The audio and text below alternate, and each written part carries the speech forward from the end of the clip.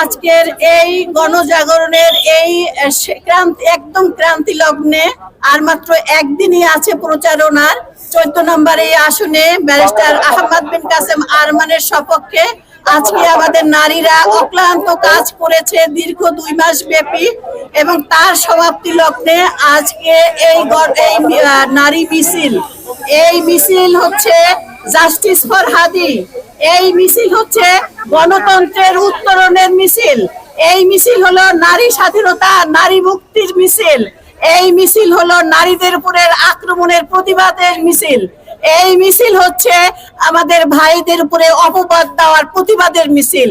কাজে আজকের এই মিছিল নিয়ে আমরা এগিয়ে যাচ্ছি এবং আমরা আশা করছি 12 তারিখে একটি সুষ্ঠু সুন্দর নির্বাচন হবে, কোনো রকম আঘাত আসবে না, কোনো রকম বিপত্তি আসবে না এবং সুষ্ঠুভাবে নারীরা নিরাপত্তার সাথে তাদের ভোট দিতে পারবে।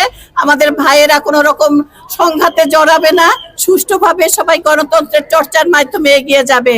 আজকের এই মিছিলের উদ্বোধন, এই কথা বলে আমি উদ্বোধন ঘোষণা করছি। আল্লাহ আমাদের সহায় হোক।